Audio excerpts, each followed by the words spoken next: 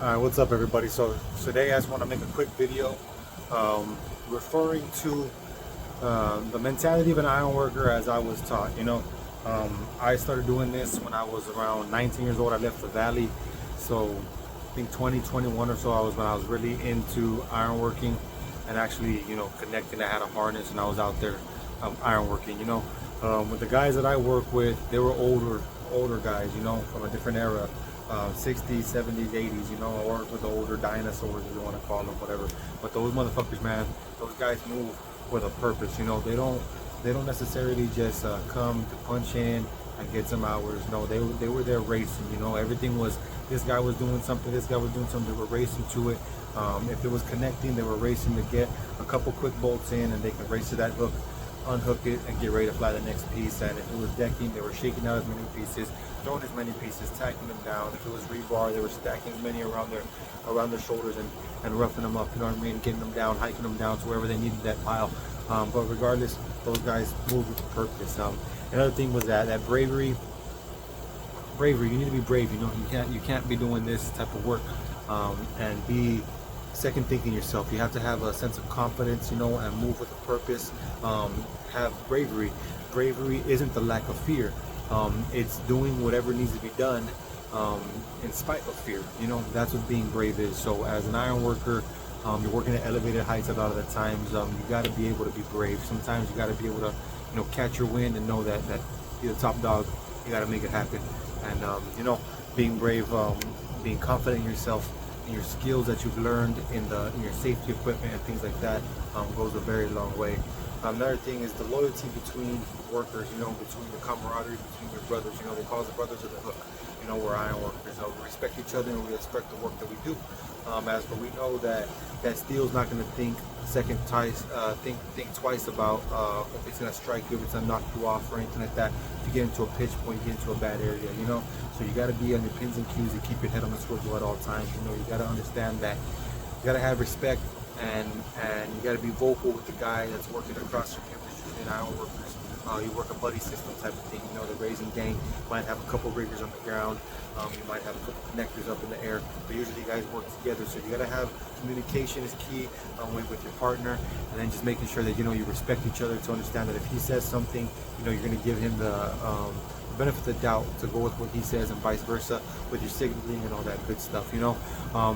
We work in great heights, and we get to see the world, in the best seat possible.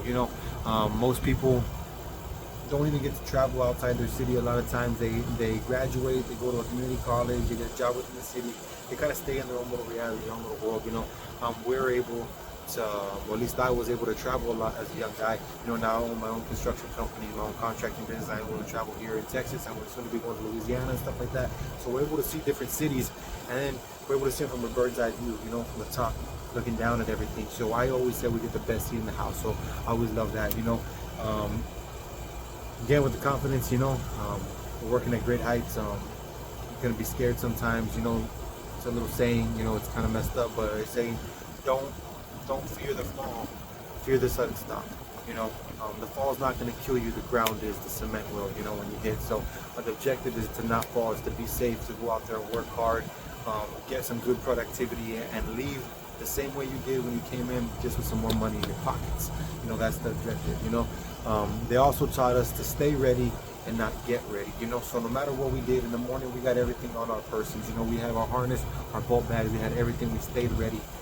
We tend to think of ourselves as the big dogs in the job sites. You know what I mean? We're putting up the structure before a lot of the other guys come in. There's reinforcing iron working, that's for tying rebar. There's structural iron working, that's for the skeleton of the building. There's ornamental, as for glass. There's bridge iron working. There's a whole bunch of different things that go into iron working. So we tend to see ourselves as the big dogs. There's a saying as well as that other saying about falling. There's another one that, if Jesus was a carpenter, then God was an iron worker. We do a lot of the heavy lifting. We move tons of steel, things that man should not be able to move. We use heavy machinery, signaling, intelligence to be able to move those things. So that's another thing that I learned from the old guys. To be an iron worker, you got to know how to weld. You gotta know how to rig, you gotta know how to signal a crane, and just heavy machinery. You gotta know how to connect, bolt up, run bridging, and work doing all that at elevated heights. The higher you go, the more money you make being an iron worker. You know, being an iron worker involves being a lot of other trades. You know, some guys will just stick to rigging, some guys will just stick to connecting, some guys will just stick to welding. An iron worker, a true iron worker, will do them all. You know, a lot of times they say iron workers are hard to deal with. You know, I believe that we're lovers, we're not fighters, but we fight for what we love. You know, sometimes we're hard-headed, sometimes we're hard to deal with, but to be able to handle this type of workload, this type of scope of work, you got to be a little bit different type of person. So that's why I give a lot of my respect to iron workers, because I've learned we all come from different backgrounds, we all did different things in our life to end up in this certain position. But when we're out there on the steel, we're moving that steel. You know, I have a lot of respect for those guys because it's hard work. You know. One last thing before I end this video, a little 6-minute video. If you're interested in becoming an iron worker, let me know here at the comment section below. You know, subscribe, share the video, like, dislike, whatever you want. It all helps out the channel. Or you can shoot me an email at southstructuralsteel@gmail.com if you're interested in becoming an iron worker and need some tips or anything like that. You know, I'm actually looking to put together an online program of some sort, and we're gonna have some interviews coming out, really interesting interviews with some welding people and some iron working people. So y'all stay tuned for that. Jose Avila with South Structural Steel LLC, RG Iron Workers. Y'all stay blessed up, stay safe. I'll catch you on the next one.